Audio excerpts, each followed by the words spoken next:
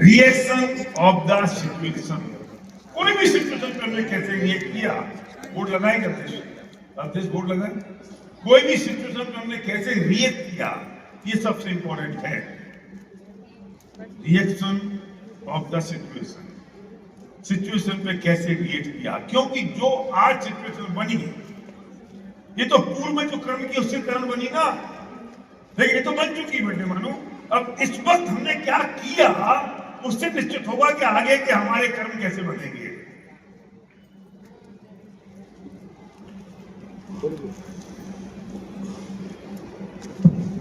तो మనము స్పిరిచువాలిటీ ఇక్కడ మూడో రోజు మాట్లాడతాము. సో స్పిరిచువాలిటీ అంటే ఒక ధర్మం కాదు, ఒక సమాజం గురించి కాదు, ఒక జాతి గురించి కాదు. ఇది ఓన్లీ అధ్యాత్మం ఉన్నది. అధ్యాత్మం అంటే మన జీవితంలో మనము డే టు డే లైఫ్లో మనము లీడ్ చేసే సిద్ధాంతాలు ఉంటాయి, అది మనం మాట్లాడుతున్నాము. సో మన జీవితంలో ఎన్నో పరిస్థితులు వస్తూ ఉంటాయి. సో ఆ పరిస్థితులు ఎప్పుడైతే మనకు ఎదురవుతాయి అవి ఇవాళ ఉంటాయి, రేపు వెళ్ళిపోతాయి. కానీ ఇక్కడ ముఖ్యమైన పాయింట్ గమనించేది ఏమున్నదంటే, పరిస్థితి వచ్చి ఎదురు చేస్తున్నాము అంటే అది మన పూర్వ కర్మం యొక్క ఫలితం గురించి ఇవాళ వర్తమానంలో అది వచ్చింది. కానీ ఇప్పుడు వర్తమానంలో ఏవైతే వచ్చింది మనం దాని మీద ఎట్లాంటివి మనము రియాక్షన్ ఇస్తున్నాము అది మన రాబోయే భవిష్యత్తు నిర్మాణం చేస్తుంది. సో ముఖ్యమైన మాట ఏమున్నది అంటే reaction is very important.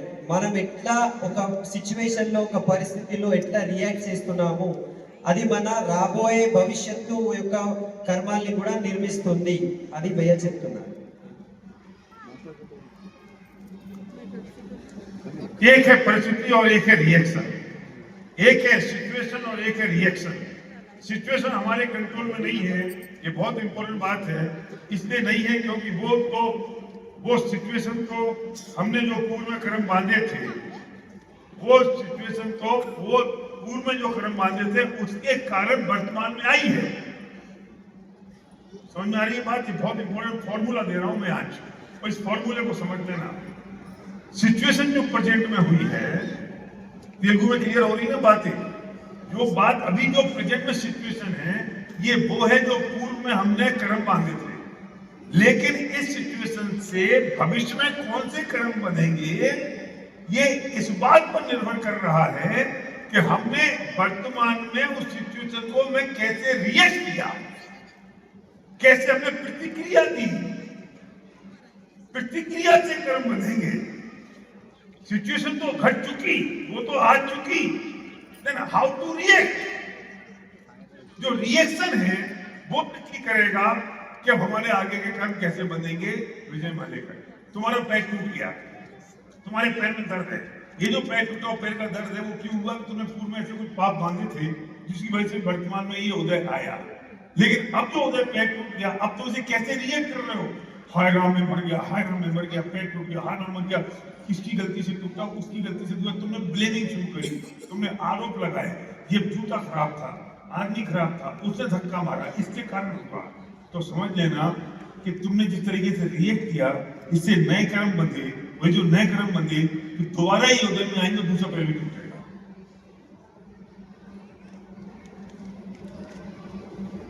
So ఇక్కడ రెండు విషయాలు ఉన్నాయి. ఒకటి పరిస్థితి ఉన్నది, ఒకటి ఆ పరిస్థితిలో మనం ప్రతిచర్య ఏం చేస్తున్నాము, ప్రతిక్రియ అంటారు దాన్ని.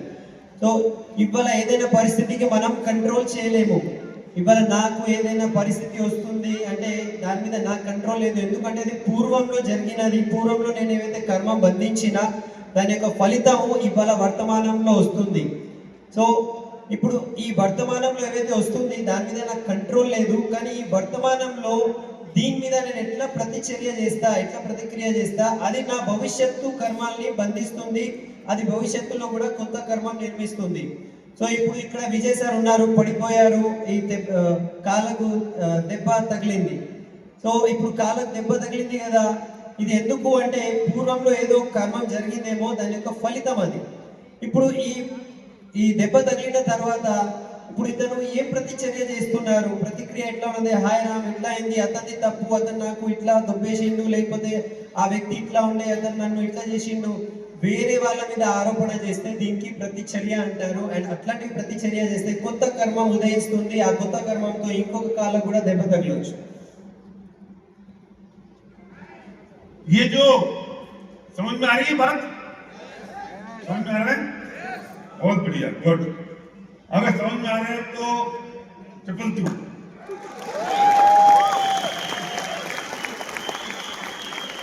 అయ్యా, చాలా మంది సీట్స్ పైన సామాన్ పెట్టినారు, సీట్స్ రిజర్వ్ చేసుకున్నారు. ప్లీజ్ అట్లా చేయకండి. ఆ సీట్స్ ఖాళీ చేసేస్తే చాలా మంది అక్కడ నిలబడి ఉన్నారు, వచ్చే వాళ్ళు ఉంటారు. సో సీట్స్ ఖాళీ చేసేయండి, సామాన్ పెట్టకండి, सीट्स रिजर्व చేయకండి. सीट्स को रिजर्व मत करिए, सीट्स पे सामान मत रखिए. जितने लोग हैं उससे कहीं ज्यादा चेयर्स हैं, लेकिन फिर भी लोग खड़े हैं क्योंकि आपने चेयर को एंगेज कर दिया। दो चेयर पे बैठ गए, एक पे बैठे, एक पे लगेज रखा हुआ है, तो उसको हटा दें, दूसरे लोगों को बैठने दीजिए। जरा दासुन को रसीद तुम लोग जरा पीछे जल्दी बैठे, तुम लोग किसी का लगेज रखा होगा तो उसको हटा दो। लोग पीछे खड़े हैं उनको बैठ जाए और हाथ खड़ा करें जिनके पास जो चेयर खाली हो। जिनके पास चेयर खाली है वो हाथ खड़ा कर दें। ఎక్కడైతే చైర్ ఖాళీ ఉన్నది చైర్ లేపండి. जिनके हाथ खड़े हुए हैं वहां पे जाके लोग बैठ जाएं। जिनके पास जो चेयर खाली है చెప్పండి సార్, తొందరగా ఫాస్ట్ కూర్చోవాలి. చేతులు చెప్పండి. మా ఎంతసేపు చేస్తారు? जल्दी 1 मिनट के अंदर, टाइम नहीं है हमारे पास।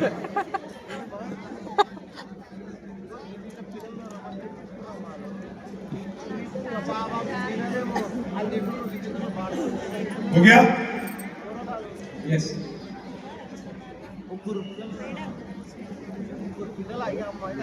నిశ్శబ్దంగా కూర్చుందాం అందరూ ప్లీజ్. टाइम वेस्ट होता है। తొందరగా వెనుక కూర్చోవాలి అందరూ. तो अब ये रिदम टूट जाती है तो गड़बड़ होता है। क्या बात कह रहे थे हम? श्रीनिवास बोलो, क्या कह रहे थे?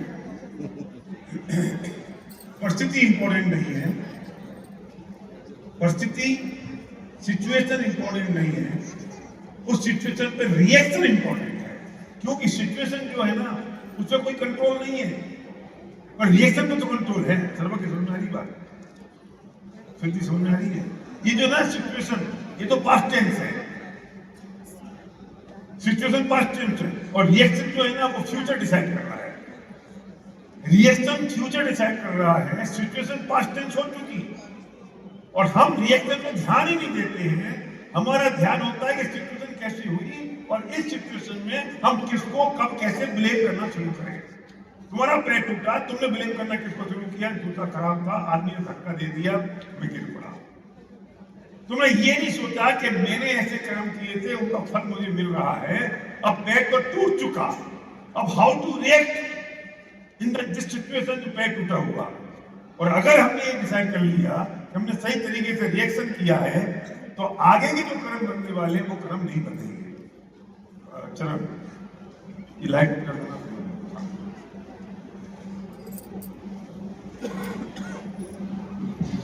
రెండు విషయాలు ఉన్నాయి ఇక్కడ, పరిస్థితి ఒకటి అండ్ రియాక్షన్ ప్రతిచర్య అంటాము. సో పరిస్థితి అనేది దానిపైన మనకు కంట్రోల్ ఏం లేదు, ఎందుకంటే అది పాస్ట్ టెన్స్ ఉన్నది, అది జరిగిపోయింది. సో దాన్ని మనం మార్చలేము. సో అది ఎట్లయినా మనం ఫేస్ చేయాల్సిందే. కానీ ఇంపార్టెంట్ ఏమున్నది అంటే మన ప్రతిచర్య, మనం దానిపైన ఎట్లా రియాక్ట్ చేస్తున్నాము, ఎట్లా ప్రతిక్రియ చేస్తున్నాము, దాని మీద మనకు కంట్రోల్ ఉన్నది. అండ్ ఈ కంట్రోల్ చేసే క్రమంలోనే మనము ఫ్యూచర్ డిసైడ్ అవుతుంది అక్కడ. అంటే మనం ఇవాళ ఎట్లా రియాక్షన్ చేస్తున్నాము అదే మన రాబోయే భవిష్యత్తుని డిసైడ్ చేస్తుంది. సో మన రియాక్షన్ పైన మనము ఎక్కువ సార్లు ఏం గమనించలేము. ఎందుకు అంటే మనం బ్లేమింగ్ లోనే ఉండిపోతాము. అతని వల్ల అయింది, ఇతను ఇట్లా చేసేసిండు, ఇతను డొబ్బేసిండు, అందు గురించి నేను పడిపోయినా, నాకు దెబ్బ తగిలింది, ఆరోపణ చేసుకుంటూ ఉంటాము. సో మర్చిపోతాము ఇది మనము రియాక్షన్ మీద మనము ధ్యానం పెట్టలేము. సో దీంతో ఏమైతుంది అంటే మనము ఫ్యూచర్ కర్మాన్ని మనము బంధిస్తున్నాము. సో రియాక్షన్ సరి అయిన రీతిలో చేస్తే ఫ్యూచర్ లో మనం కర్మం బంధించలేము. ఇది మనం అర్థం చేసుకోవాలి. जब प्रभु श्री राम को दशरथ ने कहा, राजा दशरथ उनके पिता ने, कि तुम्हें 14 साल का वनवास हो गया है और तुम्हें वनवास में जाना है, और 14 साल का, और राज्य यदि तुम्हें नहीं मिलेगी। मैं पूछता हूं उस वक्त राम ने कैसे रिएक्ट किया। इंपॉर्टेंट है हाउ टू रिएक्ट। कल्पना करो कि अगर मैं और मेरा छोटा भाई हो या बड़ा भाई हो और हमारे पिता कह देंगे हम अपनी सारी संपत्ति तुम्हें नहीं देंगे, मैं भाई को सारी संपत्ति दूंगा, हम कैसे रिएक्ट करेंगे? जैसे राम ने रिएक्ट किया हम वैसे रिएक्ट करेंगे, या हम वैसे रिएक्ट करेंगे जैसे हम हैं? राम ने कहा जो आज्ञा पिताजी, अगला शब्द नहीं बोला, यह भी नहीं पूछा कि किसकी वजह से हुआ।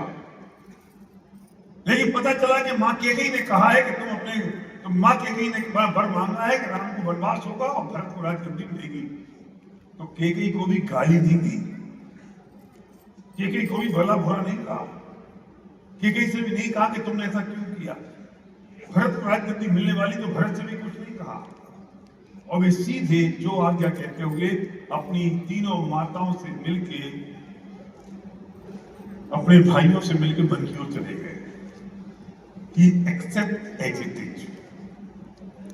अगर उनकी जगह हम होते और हमें पता चलता कि हमारे पिता ने कहा है कि तुम्हें राजनीति, तुम्हें सारी संपत्ति मिलेगी और ये संपत्ति तुम्हारे भाई को मिलेगी, हम क्या करते?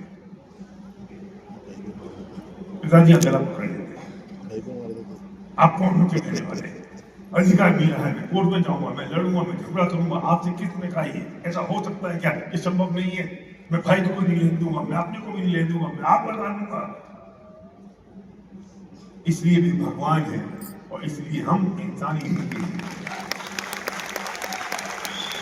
हम राम की पूजा तो करते हैं, हम अपने इष्ट देवता की पूजा तो करते हैं, हम परमात्मा की, अल्लाह की, जीसस की पूजा तो करते हैं, लेकिन उनने अपनी जिंदगी में जो किया वो हम नहीं करते। तो फिर पूजा करने का मतलब क्या है? क्यों करना है फिर पूजा? और फिर कहते हैं भगवान हमारी जिंदगी में कुछ हो नहीं रहा है। वे कहते हैं मेरी जिंदगी को देख ले, मेरी जिंदगी में जैसे मैंने रिएक्ट किया सिचुएशन को, वैसे तू रिएक्ट करना सीख जा, तो तू भी भगवान बन जाएगा।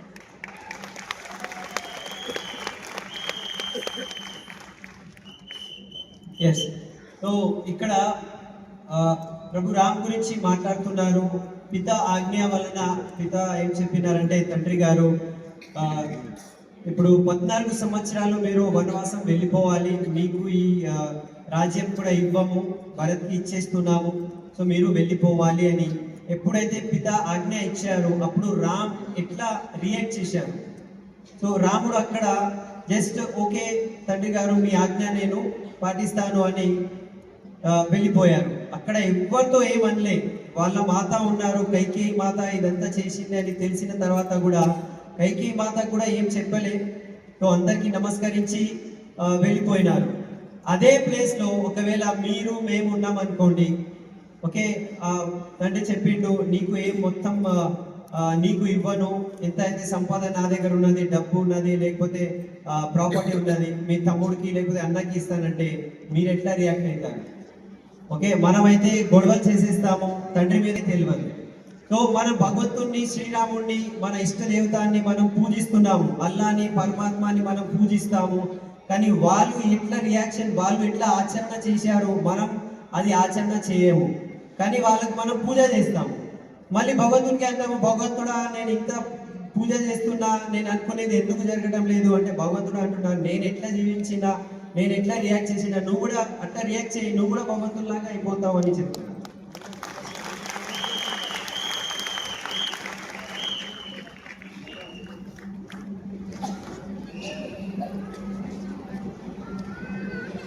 हमने भगवान को तो माना लेकिन हमने भगवान की नहीं मानी।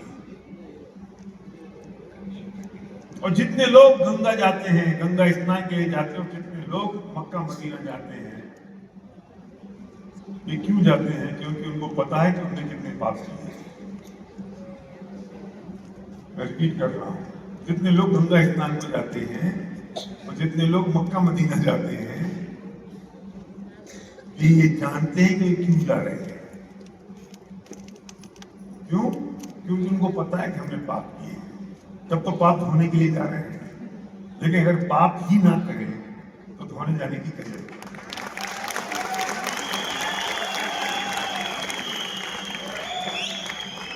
సో చాలా మందికి ఆ, భగవంతుని అందరూ నమ్ముతారు, కానీ భగవంతుని మాటలు ఎవరు ఫాలో చేయరు, ఆచరించరు భగవంతుని మాటలు. సో ఇప్పుడు చాలా మంది గంగా స్నానం వెళ్తారు, లేకపోతే చాలా మంది మక్కా మదీనా వెళ్తారు. ఎందుకు అంటే ఆ, అన్ని చేసిన పాపాలు అక్కడ మొత్తం ఆ, ఉద్ధరించడానికి వెళ్తారు. సో ఆ, ఇప్పుడు వెళ్తున్న వ్యక్తికి ఒకవేళ తెలిసిందనుకో, నేను ఈ అన్ని పాపాలు చేసిన అందు గురించి అక్కడ అన్ని పాపాలు అక్కడ మనము కడిగేయచ్చు, క్లీన్ చేసుకోవచ్చు అని మనం అక్కడ వెళ్తున్నాము. ఒకవేళ మనం పాపమే చేయలేదనుకోండి, అక్కడ వెళ్ళి అవసరం పడుతుందా మనకు? సో ఈ మాట అర్థం చేసుకోవాలి. ఎంతమంది అక్కడ పోతున్నారు? ఎందుకంటే పాపం చేసినాము, అది క్లీన్ చేయడానికి అక్కడ పోతున్నాము. అది పాపం చేయకపోతే ఇక్కడ వెళ్ళేది అవసరం పడుతుందా? అవసరం పడదు. जो घटना घटी वो घट चुकी। सवाल इस बात का है कि मैंने उसमें अब क्या किया। मैंने उसे अच्छा जाना कि मैंने उसे बुरा जाना? मैंने उसे उसमें अनुकूलता का भेदन किया या प्रतिकूलता का भेदन किया? मैं अनुकूलता का भेदन किया तो मैंने पुण्य कमाया, मेरा पुण्य का उदय था। प्रतिकूलता का भेदन किया तो मेरे पाप का उदय था। और मैंने ना अनुकूलता का भेदन किया ना प्रतिकूलता का भेदन किया, मैंने एक्सेप्ट एजिटेट किया और साक्षी भाव में आ गया तो मैंने धर्म कर दिया। సో ఎప్పుడైతే ఒక సంఘటన లేకపోతే ఒక సిచ్యువేషన్ మనకు ఎదురవుతున్నాయి, నేను మంచిగా ఆలోచించినాను అనుకో, సో అంటే అనుకూలత అంటారు, నేను పుణ్యం కట్టుకుంటా. నాకు బాధాకరంగా ఉన్నది అనుకోండి, నేను అక్కడ పాపం కట్టుకుంటున్నా. సో ఇక్కడ ఏమంటున్నారంటే, నాకు పుణ్యం వద్దు, పాపం వద్దు, నేను మంచిగా కూడా అనుకోను, నేను ఇది చెడది కూడా అనుకోను, నేను జస్ట్ ఇట్లా చూస్తున్నా, యాక్సెప్ట్ చేస్తున్నా యాజ్ ఇట్ ఈస్, ఎట్లా ఉన్నది ఇట్లా యాక్సెప్ట్ చేసుకొని సాక్షి భావంతో ఏం రియాక్షన్ లేకుండా సాక్షి భావంతో చూస్తే అది అక్కడే ఉండిపోతుంది. एक जना इधर आओ, ऊपर कोई एक जना आओ, एक जना आओ, कोई ऊपर आओ, कम कम कम कम, इधर आओ, इधर खड़े हो। माइक देना, माइक जल्दी से, सब तैयार रखना चाहिए ना पहले से।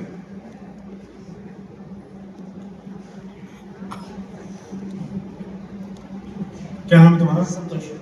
क्या नाम है? संतोष। क्या नाम है? संतोष पंचल। क्या नाम है? संतोष पंचल। क्या नाम है? संतोष पंचल। इसको थप्पड़ क्यों पड़े? इसको थप्पड़ क्यों पड़े? सुनो, थप्पड़ क्यों पड़े इसको?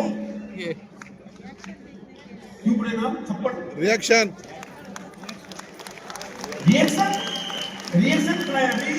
थप्पड़ क्यों पड़े? पता नहीं क्यों पड़े, थप्पड़ क्यों पड़ा मालूम नहीं, पर ये सिचुएशन है कि इसको थप्पड़ पड़ा। सिचुएशन है ना? अब इस सिचुएशन में सूरज के दाना तीन बातें हैं। अच्छा लग रहा है कुछ भी नहीं समझ में नहीं आया। कैसा लगा? आपको देखकर कुछ भी नहीं लग रहा सर। अगर इसको खुशी हो रही है कि 5-7 हजार लोगों के बीच में मैं स्टेज पे आ गया और मेरी सबके सामने पिटाई हो गई, तो इसकी पुण्य का होता है। और अगर इसको लग रहा है कि 5-7 हजार लोगों के बीच में भैया ने मेरी बेइज्जती, मुझे थप्पड़ मार दिया, तो इसके पाप का होता है। सिचुएशन वही है, इसको महसूस कैसा हो रहा है।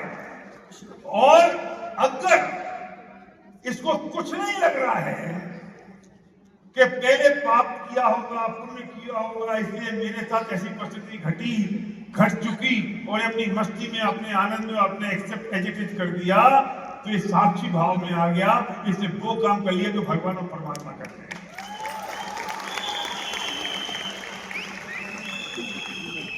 समझ में आई?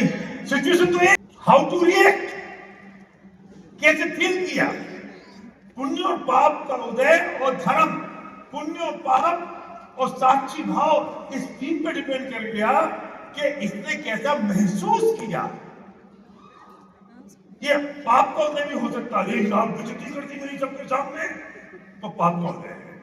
और अगर ये कहता वाह मैं इतनी सारी जनता के सामने स्टेज पे आ गया, भैया ने मेरी गला पकड़ लिया, थप्पड़ मार दिया, मजा आ गया, वेट करो इसे कोई फर्क नहीं पड़ा, जैसा है वैसा ही रहा, फिर साक्षी भाव में आ गया, इसे एक्सेप्ट कर लिया, पुराना कर्म भी छिड़ गया और नया कर्म भी नहीं पता। करण तुम इसे थप्पड़ मारो और फिर बोलो। So thank you. ఇప్పుడు అందరు చూశారు, అక్కడ చెంపదెబ్బ భయ్య కొట్టారు, 3 సార్లు కొట్టారు, అడిగినారు ఈ సిచ్యువేషన్ ఇది, ఈ చెంప దెబ్బ కొట్టడం అనేది సిచ్యువేషన్, ఆ సిచ్యువేషన్ ఎందుకు వచ్చింది తెలియదు మనకు. సో ఆ సిచ్యువేషన్ లో అతను ఎట్లా ఫీల్ చేస్తున్నారు అది చాలా ఇంపార్టెంట్. అతని లోపల ఏ భావన వచ్చింది. ఒకవేళ 5,000 మంది ముందు భయ్య నాకు పిలిపించి కొట్టిండు, నా మంచిగా అందరి ముందు నాది ఒక రికగ్నిషన్ లాగా అయిపోయింది, ఫోటో దిగినా అని ఖుషి అయిపోతే పుణ్యం పట్టుకున్నాను. లే నాకు ఇంతమంది ముందు నాకు కొట్టిండు, నాకు అవమానం జరిగింది, ఇది మంచిది కాదు అనుకుంటే ఈ రియాక్షన్ వల్ల పాపం పట్టుకున్నారు. కానీ ఈ రెండు ఏం కాలేదనుకోండి, ఏం అతను పుణ్యం కూడా కాలే, పాపం కూడా కాలే, అంటే ఖుషి కూడా లేదు అండ్ దుఃఖం అవమానం కూడా లేదు, జస్ట్ అతను ఎట్లా ఉన్నారు అట్లనే ఉన్నారు. సో దానికి అంటారు సాక్షి భావంలో యాక్సెప్ట్ చేసుకున్నారు. సో అది ఆనందంలోనే ఉన్నారు కదా, అది భగవంతుని యొక్క అతను చేస్తున్నారు, అంటే అతను కూడా భగవంతుని యొక్క భావనలో ఉన్నారు.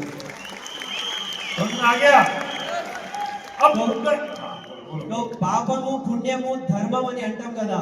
సో ఇది పాపం పుణ్యం ధర్మం ఎక్కడి నుంచి వస్తుందంటే మీరు లోపల ఏం అనుభవిస్తున్నారు, లోపల మీ ఫీలింగ్ ఏమున్నది. మీ ఫీలింగ్ దుఃఖకరంగా ఉన్నది అంటే మీరు పాపం వైపు పోతున్నారు, ఆనందం ఉన్నదంటే మీరు పుణ్యం వైపు ఉన్నారు. ఏం లేదు, just accept as it is. So పూర్వకర్మం నేను ఇప్పుడు క్లీన్ చేసేస్తున్నా అండ్ ఫ్యూచర్ లో వచ్చే కర్మం నేను బంధిస్తలేను అంటే అది సాక్షి భావం ఉన్నది, అదే భగవంతుని యొక్క భావం.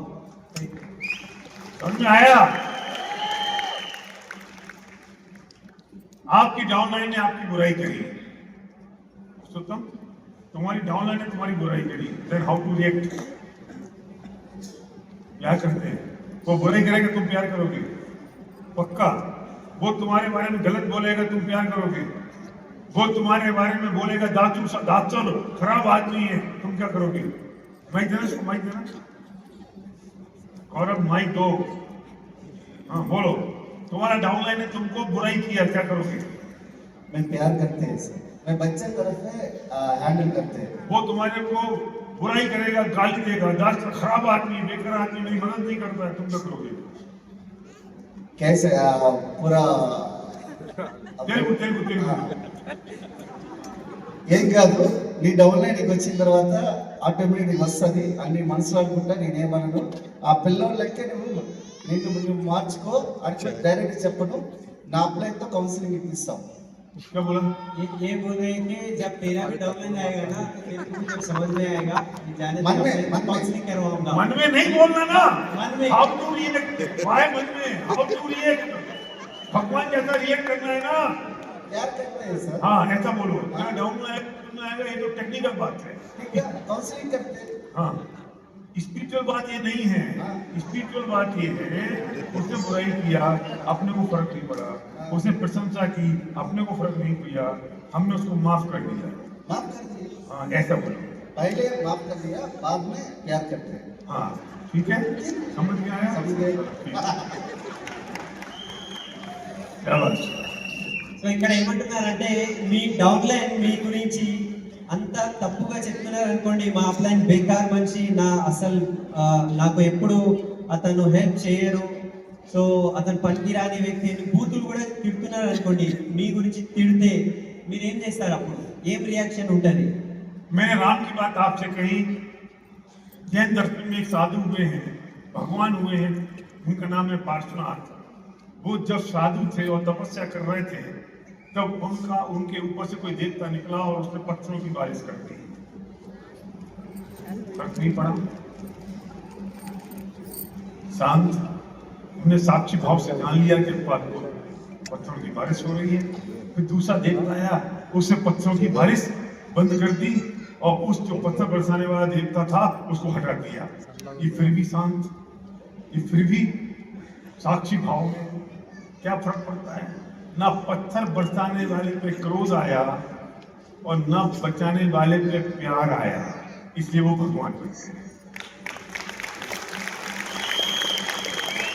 సో జైన్ ధర్మంలో పార్శ్వనాథ్ అనే ఒక భగవంతుడు ఉన్నారు. సో అతని జీవితంలో ఒకసారి ఏమైందంటే అతని మీద ఒక దేవత వచ్చి రాళ్ళ వర్ష చేస్తున్నారు. అంటే అన్ని బండలు తన మీద విరుస్తున్నారు అన్నమాట, రాళ్ళు.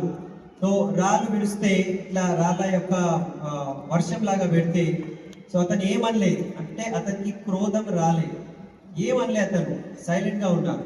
మళ్ళీ ఇంకొక వ్యక్తి వచ్చి, ఇంకొక దేవత వచ్చి ఆ రాళ్ళ వర్షాన్ని ఆపేసిండు. అప్పుడు కూడా అతను ఏం చెప్పలేదు.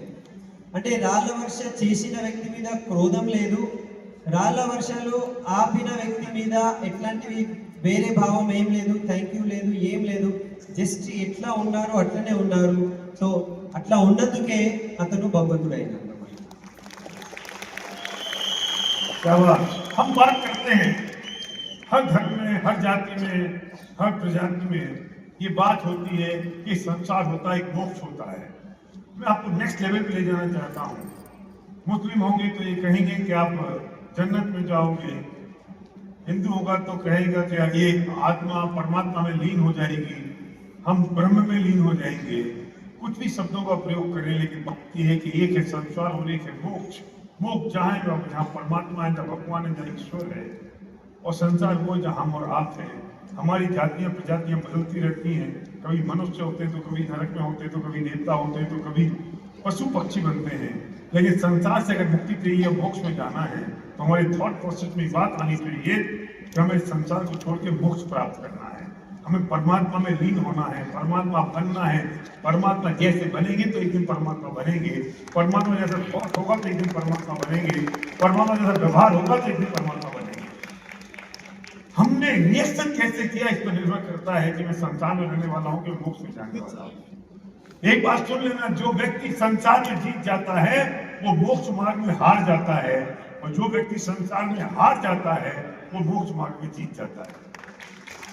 लोगों ने कहा कि राम हार गए, लोगों ने कहा कि राम हार गए, चले गए वन में, लेकिन राम भगवान हो गए, वो मोक्ष मार्ग में जीत गए विजय। लोगों ने कहा कि जीसस को सूली में लटका दिया, जीसस हार गए, उनका शत्रु जीत गया। लोगों ने कहा कि पार्श्वनाथ हार गए क्योंकि कमर से पत्थर मारे और पार्श्वनाथ ने कुछ नहीं किया, लेकिन पार्श्वनाथ मोक्ष में चले गए, भगवान बन गए। ऐसी सारी कहानियां इस्लाम धर्म में भी है। और जो संसार में हार जाएगा वो मोक्ष मार्ग में जीत जाएगा, जो संसार में जीत जाएगा वो मोक्ष मार्ग में हार जाएगा। हमें संसार में नहीं जीतना है, इसलिए हमें मोक्ष मार्ग में जीतना है। अगर मैं बिजनेस की बात करूं कि आप हर डाउनलाइन से उलझते रहे तो भी मंजिल पर नहीं पहुंचोगे, लेकिन अगर हर डाउनलाइन को प्यार करते हुए चले गए तो मंजिल आपकी नजदीक है। मोहब्बत करने वालों की लाइन लगी होगी और नफरत करने वाले भी नहीं होंगे। मैं हर छोटी छोटी बात पर रिएक्ट करना शुरू कर दूं, उसने मुझसे ऐसा कर दिया, उसने ऐसा कर दिया, वो मेरे अपलाइन ने मदद नहीं करी, मेरी डाउनलाइन ने मेरी हेल्प नहीं करी, तो इसलिए मैं बिजनेस नहीं कर रहा हूं। तू छोड़ दे बिजनेस, तू इस लड़ाई में जीत गया, लेकिन तू अपने सपनों की मंजिल में हार गया, क्योंकि अब वो मंजिल तुझे मिलने वाली नहीं। अरे इसको लेट गो कर दो, छोड़ दो, एक्सेप्ट कर दो, क्या फर्क पड़ता है? अल्टीमेटली जीत तो मेरी होने वाली है, इससे मुझे कोई फर्क पड़ने वाला नहीं है। यहाँ लोगों को माफ करते हुए चले जाओ, लोगों को प्यार करो, मोहब्बत लुटाओ, क्या फर्क पड़ता है? कोई गाली दे दे तो भी फर्क नहीं पड़ता, और लोग गले से लगा ले तो भी फर्क नहीं पड़ता। मैं सच कहता हूँ कि कल आप लोगों ने जो किया, मुझे मेरी फैमिली को कुछ अंदाज नहीं था, कुछ पता नहीं था, और अचानक हमें सब सरप्राइज मिला। जब होटल में लोग लेने आए तभी सरप्राइज था कि शायद यहाँ पहुंच गए, फिर वहां से यहाँ पहुंचे, तुमने कहा ये बाहर क्यों खड़े हैं सब लोग, तब भी कुछ पता नहीं था। जब उतरे तब भी मैंने कहा यहीं तक खड़े होंगे, तब भी कुछ पता नहीं था। जब हॉल के अंदर आए तब पता चला ये क्या कर दिया। लेकिन मैं भगवान को साक्षी मान के कह रहा हूँ, उस वक्त भी हमारे मन में एक ही विकल्प चल रहा था कि ये अहंकार की धूल हमारे माथे पे ना चढ़ जाए, ये लोगों का प्यार और स्नेह है, इनकी जिंदगी बदल जाए बस। और हमारे कारण किसी को तकलीफ हो रही हो तो मैं उनसे क्षमा चाहता हूँ, चाहे वो फूल के अंदर होने वाले छोटे छोटे जीव हों और या कोई इंसान हो, हमारे कारण तकलीफ हो रही हो तो उसे हमें माफ कर दे। शाम को कोई पूछ रहा था कि सुबह क्या हुआ, मैं भूल ही गया था सुबह हुआ क्या था, मुझे याद भी नहीं था। नहीं तो दूसरा ऑप्शन हो सकता था। सिचुएशन तो यही थी, रिएक्शन दो हो सकते थे। मैं इतना बड़ा रिएक्शन कर सकता था कि मैं भगवान बन गया हूँ और मैं एक गॉड फादर हूँ और मैं भगवान जैसा रिएक्ट कर रहा हूँ और मैं बिल्कुल ऐसा हो जाता, ऐसा चलता और तुम लोगों को कुछ गिनता नहीं, ये भी रिएक्शन हो सकता था। लेकिन क्षण भर के लिए मेरे पास वो रिएक्शन दिमाग में आया नहीं और ये सोचा कि मैं तो मोक्ष मार्गी हूँ, इस संसार की चीजें चलती रहेंगी। लोगों का आज मेरे पुण्य का उदय आया है, इसे लोग प्यार कर रहे हैं, लेकिन अगर पाप का उदय आ जाएगा तो सारे लोग नफरत करने लग जाएंगे। क्या हुआ, मेरे यश का उदय था, आप लोगों ने इतनी बढ़िया बढ़िया प्रशंसाएं करी। अरे एसटी भारत तो वो भी था जो 2011 में था, जब लोग गालियां देते थे, तब भी फर्क नहीं पड़ा, मैंने किसी को जवाब नहीं दिया, क्योंकि तो मेरे यश का उदय नहीं था। अब यश का उदय आया, आप प्रशंसा करने लगे, मैं तब डिप्रेशन में जाऊं और आज मैं अहम में भूल जाऊं, तो ये तो कोई भगवान का मार्ग नहीं है, ये तो कोई मोक्ष का मार्ग नहीं है, ये तो संसार का मार्ग है। और मैंने कैसे रिएक्ट किया ये इस बात पर निर्भर करता है कि मेरा भविष्य उससे कैसे होगा।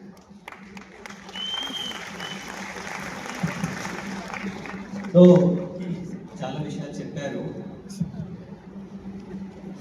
సో ప్రతి ధర్మంలో లేకపోతే జాతిలో ఎక్కడైనా ఒకటి సంసారం గురించి, అంటే ఈ మొత్తం సంసారం ఉంటది అని మనం మాట్లాడతాము, ఒకవైపు మోక్షం గురించి మాట్లాడతాము. సో ఇస్లాంలో కూడా జన్నత్ అని చెప్తారు, ఇంకా వేరే ధర్మాల్లో కూడా స్వర్గం అని చెప్తారు. సో ఒక ఆత్మ పరమాత్మ లేకపోతే బ్రహ్మలీన్ అని చెప్తాము, ఆ భావం అనే ఉంటది.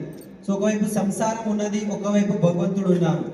సో ఇప్పుడు మనం మనుషులము, అందరము మనిషి లేకపోతే పశువులు, మనం అందరము ఈ సంసారంలో ఉన్నాము.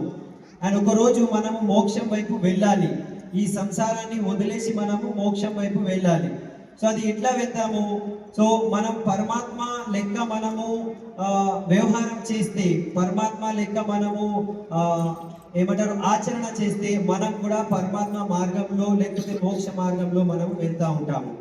సో ఇప్పుడు ఈ సంసారంలో ఎవరైతే జయిస్తారో వాళ్ళు మోక్ష మార్గంలో వాళ్ళు ఓడిపోతారు. అండ్ ఎవరైతే సంసార మార్గంలో ఓడిపోతారో వాళ్ళు మోక్ష మార్గంలో జయిస్తారు. ఈ మాట అర్థం చేసుకోవాలి. ఇప్పుడు రాముడు వనవాసం వెళ్ళిండు, అందరు అన్నారు అరే అంత మంచి రాజ్యం వదిలేసి వెళ్ళిపోయిండు, అతను ఓడిపోయిండు అని అంటారు, కానీ అతను భగవంతుడైనాడు. జీజస్ కి ఇట్లా అక్కడ దాని మీద సిల్వ మీద పెట్టేశారు అంటే అతను ఓడిపోయిన సంసారంలో అట్లా కాదు, అతను మోక్షంకి చెందినారు లేకపోతే భగవంతుడైనారు. పార్శ్వనాథం మీద ఆ రాళ్ళ వర్ష చేసినారు, అతను ఏం చెప్పలేదు. సో అందు గురించి అతను మోక్ష మార్గంలో వెళ్ళి భగవంతుడైపోయింది. సో ఈ సంసారంలో మనము ఎప్పుడైనా జయిస్తే మన మోక్ష మార్గంలో మనము ఓడిపోతాము. అండ్ సంసారంలో మనం ఓడిపోతే మనము మోక్ష మార్గంలో మనం జయిస్తాము. ఇప్పుడు బిజినెస్ వైపు మనం మాట్లాడుకుంటే మీ డౌన్లైన్, ఓకే, ప్రతి ఒక్క డౌన్లైన్ చిన్న చిన్న విషయాల మీద, గొడవల మీద, అతను ఇట్లా చేసిండు అతను అట్లా చేసిండు అని మనం పట్టుకొని దాని మీదనే మనం చెప్పుకుంటా ఉంటే, సో మనము ఇదంతా బేకార్, వీళ్ళు అట్లా ఉన్నారు అట్లా అయినారని నేను ఈ బిజినెస్ వదిలేసినా అన్నావు అనుకో, నువ్వు మంచి పని చేశావు, నువ్వు ఈ సంసారంలో నువ్వు జయించావు, కానీ నీ డ్రీమ్స్ కొరకు నువ్వు ఓడిపోయినావు. సో ప్రతి చిన్న చిన్న విషయాల్ని, చిన్న చిన్న గొడవల్ని మనం పట్టుకొని అప్లైన్ డౌన్లైన్ని మనము ప్రేమతో వదిలేస్తే, ఓకే, దాన్ని మనము వదిలేస్తే, ప్రేమ చేసుకుంటూ మనం ముందుకు వెళ్ళిపోతే ఒకరోజు మీరు జయిస్తారు, మీ అన్ని కళలు నిజమవుతాయి. సో మనం లెట్ ఇట్ గో చేయాలి, మనం ఇవన్నీ వదిలేయాలి. వదిలేస్తేనే మనం వాళ్ళకు క్షమించాలి, మనం వాళ్ళకు ప్రేమ చేయాలి. వాళ్ళు మనకు తిట్లు కూడా చెప్పొచ్చు, కానీ మనం ఒకవేళ అది వదిలేసి మనం ముందుకు పోతూ ఉంటే ఒక రోజు మనము మన డ్రీమ్స్ ని ఫుల్ఫిల్ చేసుకోవచ్చు. మాకు నిన్న జరిగింది రికగ్నిషన్, నాకు తెలియదు ఇదంతా జరుగుతుందని, మాకైతే సర్ప్రైజ్ ఉండే. మేము హోటల్ నుంచి బయటికి వెళ్ళాము, మెర్సిడీస్ కార్స్ వచ్చినాయి, వీళ్ళు ఎందుకు వచ్చిండ్రు అని అనుకున్నాం. మళ్ళీ ఇక్కడ బయట ఎంతమంది నిలబడినరు, అరే ఇక్కడే నిలబడినరో ఏమో అని అనుకున్నా, కానీ లోపల వరకు అందరూ నిలబడినరు, మాకు ఎంత సన్మానం చేసిండ్రు. సో ఇంత సన్మానం చేసిన తర్వాత మా మనస్సు లోపల ఇంత కూడా అహంకారం రాలే, ఒక్క 1% కూడా అహంకారం రాలే. ఇంతమంది మాకు సన్మానం చేస్తున్నారు, మేము మొత్తం ఒక పెద్ద వ్యక్తి అయిపోయినాను, భగవంతులాగా గాడ్ ఫాదర్ అయిపోయినాను, మాకు అహంకారం రాలే, ఒక క్షణం కొరకు కూడా రాలే. ఎందుకంటే మేము మోక్ష మార్గంలో ఉన్నాము. సో మోక్ష మార్గంలో ఈ సంసారంలో ఏం జరుగుతుంది దాని మీద వాళ్ళ దృష్టి ఉండదు. నా పుణ్యం ఉదయించిందో ఏమో, నాకు ఇదంతా ఒక యశం అనేది లభించేది ఉండేమో, అందు గురించి వాళ్ళు పూల వర్ష చేస్తుండ్రు. కానీ ఇదే జనాలు ఉంటారు, ఎప్పుడైతే నా పాప ఉదయం అవుతుంది వీళ్ళే నా ముందు మళ్ళీ అన్ని అర్పులు చేస్తారు, లేకపోతే నా మీద తిట్లు పెడతారు. నాకు 10 సంవత్సరాల ముందు కూడా ఇట్లా జరిగింది. సో ఈ తిట్లు వచ్చినప్పుడు, లేకపోతే అందరు పూలు జల్లినప్పుడు, సో నేను తిట్లు వచ్చినప్పుడు నేను డిప్రెషన్లో ఉంటా, లేకపోతే పూలు జల్లినప్పుడు నేను అహంకారంలో ఉంటా. ఇవన్నీ మోక్ష మార్గం, ఇవన్నీ ఓకే లెక్క కాదు, ఇవన్నీ మేము పట్టించుకోము. ఎందుకంటే ఇక్కడ మేము ఓకే ఊడిపోతే మేము మోక్ష మార్గంలో మేము జయిస్తాము. అక్కడ ఎట్లాంటి అహంకారం ఏం అవసరం లేదు, జస్ట్ మేము సాక్షి భావంతో ఉన్నాము. సాయంత్రం కొంతమంది అడిగినారు, అరే మార్నింగ్ ఏం జరిగింది పొద్దున అంటే, నాకు గుర్తు కూడా లేదు, అన్ని నేను మర్చిపోయినాము. సో ఈ భావము మా లోపల ఉన్నది.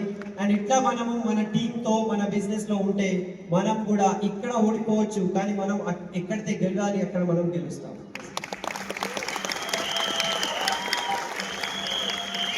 आपके हाथ में चाय का कप है, आपके हाथ में चाय का कप है, किसी ने धक्का किया और चाय छलक गई, तो हम क्या कहते हैं श्रीनिवास? मैं पूछता हूँ चाय क्यों गिरी, तुम क्या जवाब दोगे? इसने धक्का मारा इसलिए चाय गिरी, उसने धक्का मारा इसलिए चाय गिरी। उसने तो धक्का तुमको आधा घंटे पहले भी मारा था, तब तो चाय नहीं गिरी थी ना। पर अब चाय क्यों गिरी? कप में जो होगा वो जल गएगा। तब तुम्हारे कप में चाय थी नहीं, तो उसने धक्का मारा तो गिरी नहीं। अब कप में चाय थी तो उसने धक्का मारा तो गिरी, तो धक्के से कहां गिरी? जो कप में था वो गिरा। अगर कोई भी सिचुएशन होती है और तुम्हारा जो रिएक्शन होता है वो सिचुएशन के कारण नहीं होता है, जो तुम्हारे अंदर भरा होता है वो चीज बाहर निकलती है। मेरे संतोष को थप्पड़ मारा तो संतोष के अंदर गुस्सा भरा होता तो गुस्सा निकलता, प्यार भरा होता तो प्यार निकला। कल मैं वहां से यहाँ आए थे पूरी फैमिली, तो अगर हमारे अंदर अहंकार भरा होता तो इस सिचुएशन में अहंकार बाहर निकलता। अगर मोहब्बत थी तो मोहब्बत बाहर निकलती, अगर साक्षी भाव अंदर था तो साक्षी भाव बाहर निकलता। तो सवाल हम आरोप लगाते हैं तुम्हारे कारण नहीं हुआ, हम आरोप लगाते हैं धक्का मारा इसलिए चाय गिरी, हम आरोप लगाते हैं कि थप्पड़ मारा इसलिए गुस्सा आया, हम आरोप लगाते हैं कि तुमने इतना सेलिब्रेशन किया इसलिए अहंकार आया। नहीं, ये तो परिस्थिति है, जो अंदर था वो बाहर निकलता है। इसलिए हमें अंदर को ठीक करने की जरूरत है और लोगों पे आरोप लगाने की जरूरत नहीं है।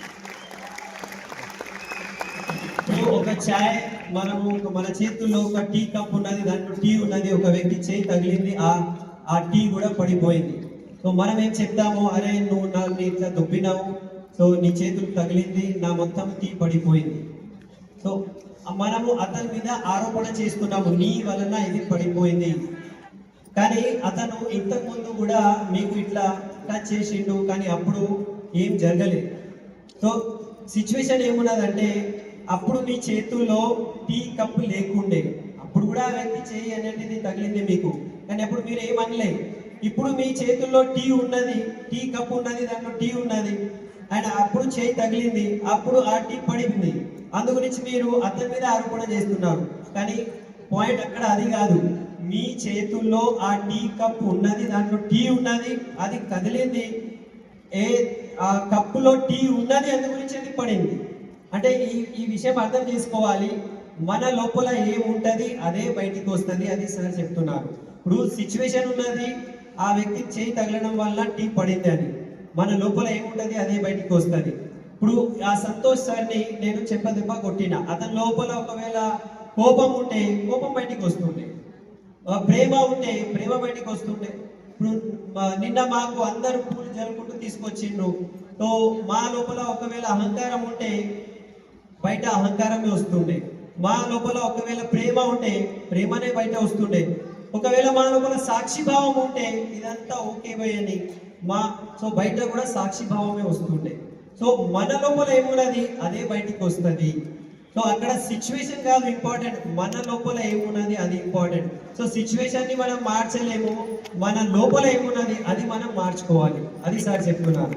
పరిస్థితి ఏదైనా కావచ్చు, మన లోపల ఏమున్నది అదే బయటికి వస్తుంది. సో అది లోపల ఏమున్నది అది మనం కరెక్ట్ చేసుకోవాలి. किसी को डर है, किसी को डर है भगवान देख रहा है, और किसी को भरोसा है कि भगवान देख रहा है। दोनों बात में फर्क है। किसी को डर है सागर, किसी को डर है कि भगवान देख रहा है, और किसी को भरोसा है कि भगवान देख रहा है। तुम गलत काम भगवान के डर के कारण नहीं कर रहे हो। फियरिंग है या गॉड लविंग है? हमें गॉड फियरिंग नहीं करना है, गॉड लविंग करना है। हमें उनसे मोहब्बत करनी है, उनसे डरना नहीं है। इसलिए भगवान से डरो मत, भरोसा रखो, मोहब्बत करो।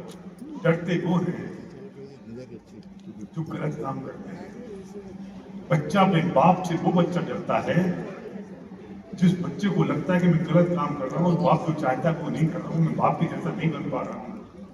लेकिन उस बच्चे को अपने बाप का पूरा भरोसा होता है जो बच्चा अपने बाप की जैसा बनता है, बनना चाहता है और उनसे मोहब्बत करता है। वो परम पिता परमात्मा बाप के समान है।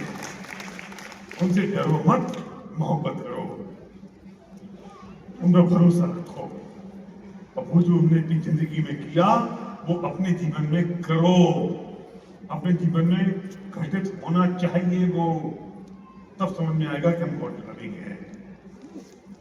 लोगों के जीवन में श्रेष्ठता और बड़प्पन और बड़ापन रुपए पैसे से नहीं आता है दोस्त, उनके गुणों से आता है, उनके गुणों से आता है।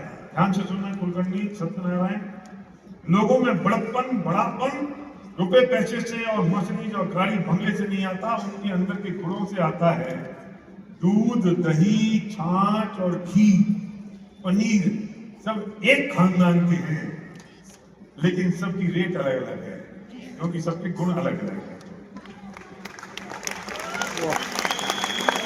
दूध 50 रुपए किलो होगा तो घी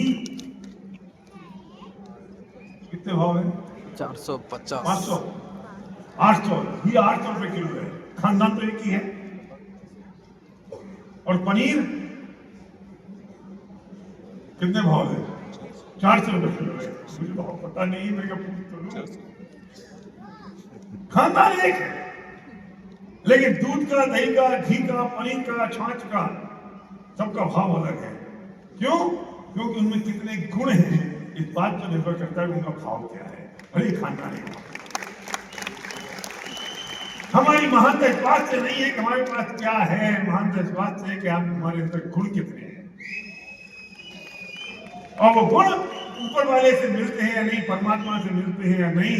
क्योंकि मुझे उनके जैसा बनना है, मैं उनके जैसा बनना चाहता हूँ। చాలా పెద్ద విషయం భయ్య చెప్పేశారు. సో చాలా మంది భగవంతునితో భయపడతారు. అరే భగవంతుడు కదా, సో భగవంతునితో అంటే భగవంతుడి పైన మనకు ఎప్పుడైతే భయం ఉంటుంది అది ఒక మాట ఉన్నది, లేకపోతే భగవంతుని మీద మనకు భరోసా ఉన్నది అది ఒక మాట ఉన్నది. భయం ఎప్పుడు ఉంటుంది భగవంతుని పైన అంటే ఎప్పుడైనా మనం తప్పు పని చేస్తేనే భయం ఉంటుంది. అండ్ భరోసా ఎప్పుడు ఉంటుంది అంటే భగవంతుడు చూస్తున్నారు కదా. సో ఒక వ్యక్తి భగవంతుడు చూస్తున్నారు అని భయపడతాడు, ఒక వ్యక్తి భగవంతుడు చూస్తున్నారు అని భరోసా పెట్టుకుంటాడు. భగవంతుడు చూస్తుండు కదా నాకు భరోసా ఉన్నది అని. సో ఒకవైపు గాడ్ ఫియరింగ్ అంటారు, గాడ్ మీద భయం. ఒకటి గాడ్ లవింగ్ అంటారు, అంటే భగవంతుడి మీద ప్రేమ. సో ఎప్పుడైతే ప్రేమ ఉంటుంది అప్పుడు భరోసా ఉంటుంది. అండ్ ఎప్పుడైతే మనం భగవంతుడి మీద ఏదైనా తప్పు పని మనం చేస్తున్నామో అప్పుడు మనకు భయం ఉంటుంది. ఇప్పుడు పిల్లోడు ఉన్నాడు అనుకోండి, ఒక కొడుకు ఉన్నాడు. సో తండ్రితో ఎప్పుడు భయపడతాడు, ఎప్పుడు భయం ఉంటుంది అంటే ఎప్పుడైనా అతను తప్పు పని చేస్తేనే భయం ఉంటుంది. అమ్మ తండ్రి చూస్తుంటూ ఏం చేస్తాడేమో అని. కానీ ఎవరికైతే తండ్రి మీద చాలా ప్రేమ ఉన్నది అండ్ అతను తండ్రి ఏం చెప్తుండో అదే చేస్తున్నాడు అనుకోండి, అతనికి ప్రేమ ఉంటుంది అనే భరోసా ఉంటుంది, భయం ఉంటుంది. సో మనము భయం మీద పని చేస్తున్నామా లేకపోతే భగవంతుని మీద ప్రేమతో మనము ఉన్నామా? సో మనం గాడ్ ఫియరింగ్ గా, గాడ్ లవింగ్ గా? ఇప్పుడు ఒక వ్యక్తి దగ్గర ఎవరి దగ్గరైనా పెద్దతనం అంటారు, ఓకే అతను గొప్ప వ్యక్తిని పెద్ద వ్యక్తిని అంటాము. అది డబ్బుతో మర్సిడీస్తో మనీతో కాదు, వాళ్ళ దగ్గర ఉన్న మంచి గుణాలతో ఆ వ్యక్తి పెద్ద మనిషి లేకపోతే గొప్ప మనిషి అని మనం చెప్పాలి. ఓకే డబ్బుతో కాదు, అది గుణములతో. అండ్ ఎట్లాంటివి గుణం ఉండాలి అంటే అది భగవంతునిలో ఉన్న గుణం ఉండాలి, భగవంతుని వైపు ఉన్న గుణం ఉండాలి. ఓన్లీ డబ్బుతో మనము ఆ వ్యక్తి యొక్క ఆ గొప్పతనం మనము క్యాల్కులేట్ చేయొద్దు. సో ఇప్పుడు ఇక్కడ పాలు ఉన్నది అనుకోండి, పాలు ఉన్నది, పనీర్ ఉన్నది, ఘీ నెయ్యి ఉన్నది, ఇవన్నీ ఒకే ఫ్యామిలీ, కానీ ఈ ఒక్కొక్కటి ఒక్కొక్క ధర ఉన్నది. పాలు అనేది 50 రూపాయలు లీటర్ ఉండొచ్చు, పనీర్ అనేది 400 రూపాయలు కిలో ఉండొచ్చు. కానీ అదే నెయ్యి ఉన్నది అనుకో, దాని యొక్క ధర 800 ఉంటుంది, ఎక్కువ ఉంటుంది. సో పరివారం ఒక్కటే ఉన్నది అది, కానీ ధర ఎందుకు మారింది అంటే దాని లోపల ఉన్న గుణం వలన అది మారింది. సో వ్యక్తి లోపల కూడా ఎట్లాంటివి గుణాలు ఉన్నాయి, దాన్ని బట్టి ఆ వ్యక్తి గొప్ప వ్యక్తి ఉన్నాడా లేడా, అండ్ ఆ గుణం అనేది అది భగవంతుని వైపు గుణం ఉన్నాయా లేకపోతే వేరే గుణాలు ఉన్నాయా, అది కూడా మనం చూసుకోవాలి. एक व्यक्ति को इधर आना है, जल्दी आओ, कोई कम कम कम कम, अच्छा अच्छा भागो भागो, तुम दोबारा आओगे, तुम दोबारा मत आओ, अरे तुम दोबारा मत आओ, दोबारा पिटाई हो जाएगी। हाँ तुम इधर आओ, तुम जाओ जाओ, पानी बोलो इधर। क्या नाम है तुम्हारा? श्रीनिवास रेड्डी। हिंदी समझ में आती है? ये पानी बोतल पकड़ो, तुमने ये पानी बोतल पकड़ी है, तुम अगर 10 मिनट तक पकड़ोगे तो फर्क पड़ेगा? नहीं पड़ेगा। 1 घंटा पकड़ोगे तो थोड़ा चलेगा, और 24 घंटे पकड़ोगे तो 7 दिन पकड़ोगे तो क्या होगा? क्या नहीं नींद आता, ये हाथ में से फिसल जाता है, चलेगा नहीं, कंट्रोल में नहीं रहता, और अगर 15 दिन पकड़ के रखो तो हाथ अनकंट्रोल में पैरालिसिस हो जाएगा। हाँ पूरा ऐसा इस बोतल को 5 मिनट पकड़ने में कोई फर्क नहीं पड़ता, 15 दिन ऐसा पकड़ के रखेंगे हाथ में पैरालिसिस हो जाएगा। समझ में आ रही बात? इसका मतलब पता है क्या है? इसका मतलब ये है कि समस्या को जितनी देर तक अपने दिमाग में रखोगे वो उतनी तकलीफ और परेशानी देगी और पैरालिसिस हो जाएगा।